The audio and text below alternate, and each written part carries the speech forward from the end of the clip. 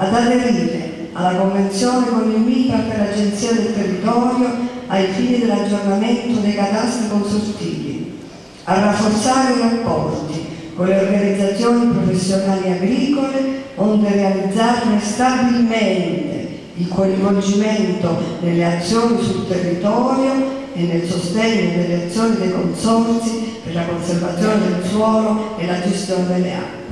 Auspicano che il Parlamento, il Governo, le Regioni, nel condividere l'indispensabile ruolo svolto dai consorzi di bonifica e di irrigazione sul territorio per la difesa del suolo e la gestione delle acque, riconoscano la priorità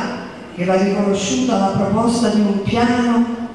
per la riduzione del rischio idraulico presentata dall'ANMI sulla base di specifici progetti predisposti dai consorzi per garantire quelle necessarie azioni di manutenzione dei corsi d'acqua e dei diversi sistemi idraulici di scolo indispensabili, tra l'altro, a ridurre il rischio da frane e smottamenti ed evitare l'ulteriore aggravarsi dello stato di diffusa vulnerabilità del territorio del nostro Paese. Che le Regioni condividano la necessità di inserire anche le opere proposte dai consorzi tra gli interventi da finanziare con le risorse individuate negli accordi di programma già definiti, ma non ancora attuati, con il Ministero dell'Ambiente e della tutela del territorio e del mare, per la realizzazione di azioni per la riduzione del rischio idraulico. Che le regioni meridionali, che hanno sottoscritto nel gennaio 2012 con il Ministro per la coesione territoriale e con il Ministro dell'Ambiente e della tutela del territorio e del mare gli accordi per azioni di contrasto del rischio idrogeologico, coinvolgano nell'attuazione i consorzi di bonifica che nei territori di competenza possono offrire agli enti locali una concreta ed utile collaborazione.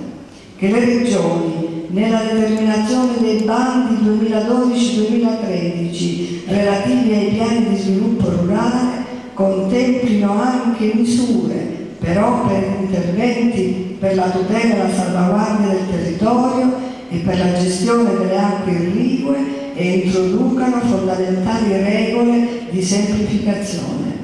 Che il Governo e il Parlamento condividano la necessità che sia garantita continuità al piano irriguo nazionale a favore di consorzi di bonifica e di irrigazione allo scopo di consentire quegli ammodernamenti e adeguamenti funzionali degli impianti e delle reti finalizzati a una più efficiente gestione delle acque che favorisca gli usi plurimi e una ancora più razionale utilizzazione. Che in sede europea, nella definizione, nell'ambito della nuova PAC, delle azioni di sostegno allo sviluppo rurale e alla tutela del suolo, si tenga conto del ruolo che possono svolgere i consorzi di bonifica e si contemplino misure che ricomprendano azioni di competenza dei consorzi.